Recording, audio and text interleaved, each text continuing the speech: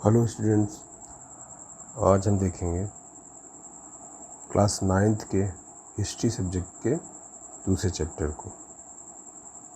इस चैप्टर में हम समझेंगे यूरोप में समाजवाद का विकास कैसे हुआ और रूसी क्रांति की कुछ प्रमुख बातें। इस चैप्टर में ये एनसीईआरटी की बुक्स है। इसको एक ओवरलुक देखते हैं कि उस बुक में हम उस पार्ट में हमें क्या समझाने का प्रयास किया गया है।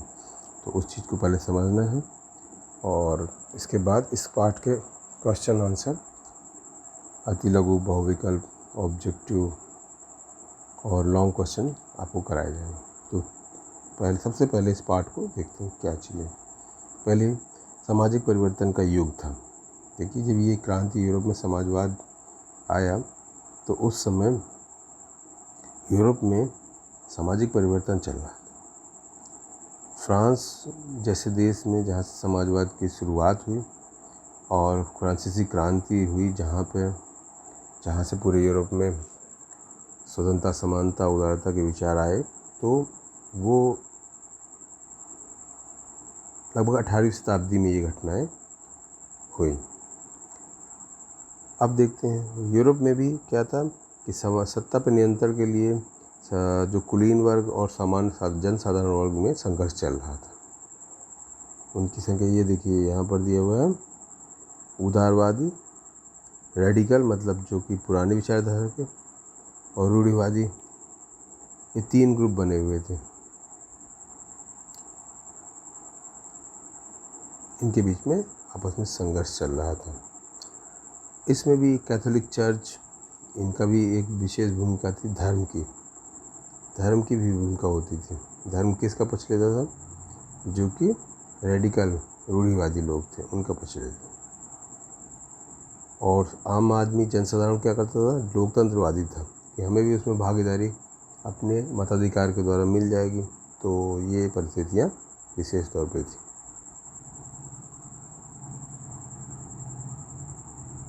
औद्योगिक क्रांति इसके पहले 1750 में हो चुकी थी। जब 1750 के आसपास जब औद्योगिक क्रांति हो गई थी तो औद्योगिक समाज बना। इससे क्या हुआ कि पूंजीपति से जब उद्योग धंधे शुरू किए, पूंजीपति बहुत अमीर हो गए और कृषक वर्ग, जो कि मेहनत करता, कृषक या इसको आप मजदूर कह सकते हैं, मजदूर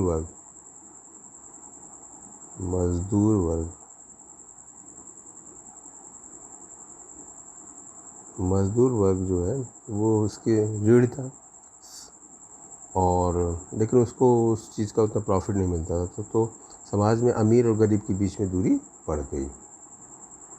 देखिए, एक नया शब्द है मताधिकार आंदोलन। मताधिकार मीन्स होता है वोट डालने का अधिकार, और उसके लिए चलाया गया आंदोलन मताधिकार आंदोलन कहलाता है। इस चैप्टर में देखिए, एक चित्र में दिखाया गया है कि किस तरह से 19वीं सदी के मध्य यानी कि 1850 के आसपास लंदन में के गरीबों की दशा दिखाई गई है।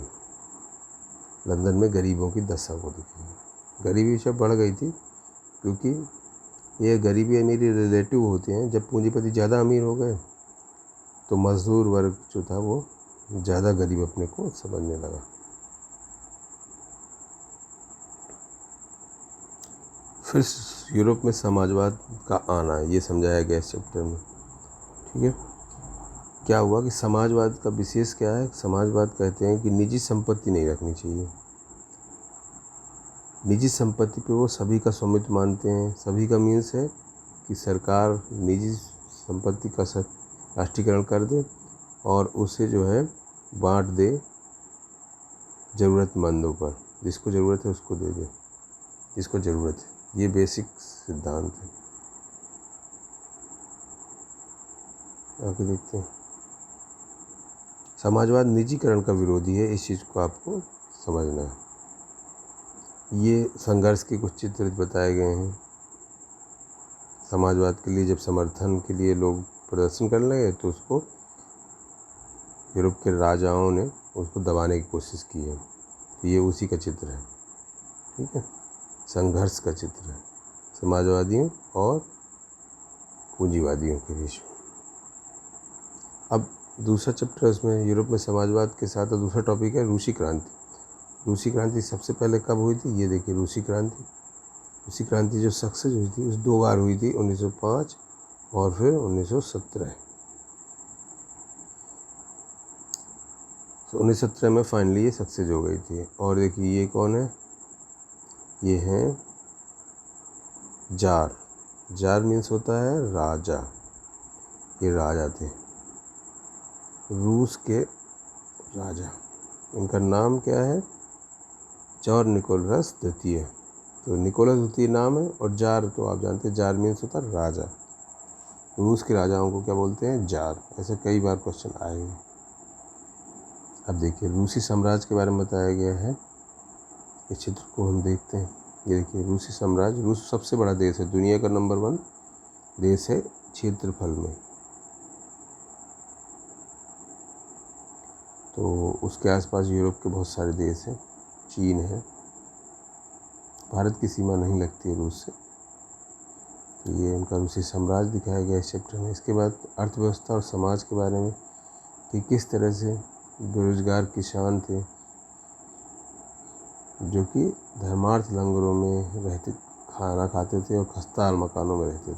यानी रूस की स्थिति खराब थी शुरू में क्रांति से पहले, इसलिए ये सब क्रांति के सहयोगी बन गए।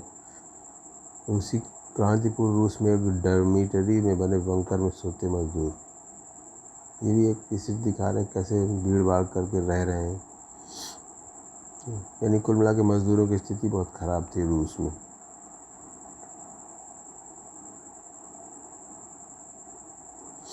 रूस में क्या था, एक निरंकुश राजशाही थी। और राजा कौन था, क्रांति के समय वहाँ का राजा कौन था, ये कमेंट करके बताइए।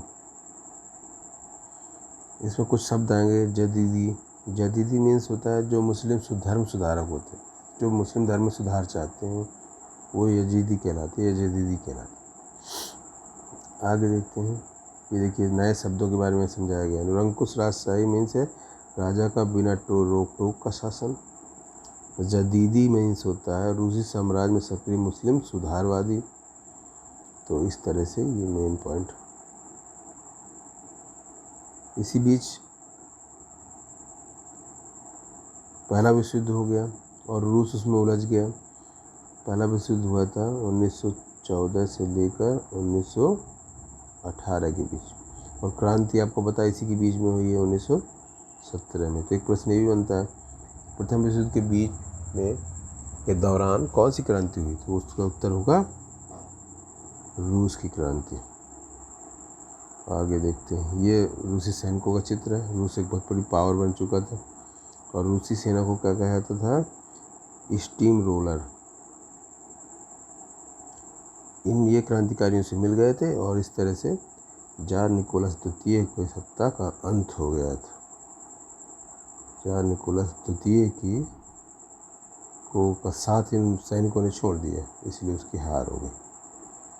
अब देखते हैं इसमें 1917 में जो क्रांति हुई उसको फरवरी क्रांति कहा जाता है, ये ध्यान रखना है। फरवरी क्रांति 1917 में हुई थी। आगे चलते हैं, ये एक चित्र है जिसमें रूसी ड्यूमा क्या होता है, जैसे हमारे यहाँ संसद है वैसे वहाँ ड्यूमा रूस की विधानमंडल का नाम।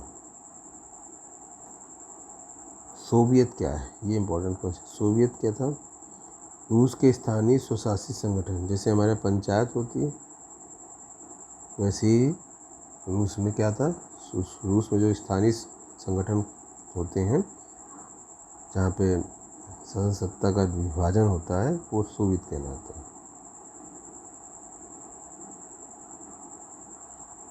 इसके बाद ये मजदूर लेनिन उनका एक नेता, इस क्रांति में जो नेता फेमस हुआ वो कौन था, लेनिन ने मजदूरों को सरकार के अगेंस्ट भड़काया, और जब भड़काया तो क्या हुआ, सेना द्वारा उनको संभालने के लिए गोलीबारी करी गई, उनको किसी तरह दबाया गया, कहने का मतलब। नेक्स्ट चैप्टर इसकी विशेष बातें देखते हैं। और फिर फरवरी में क्रांति के बाद अक्टूबर में भी क्रांति हुई। 1917 में भी 2 बार क्रांति हुई। और कुछ महत्वपूर्ण तिथियों के बारे में देखते हैं, ये यहाँ पे दिया गया है। रूस में समाजवाद पर बहस कब हुई? 1850 से 1880 पे।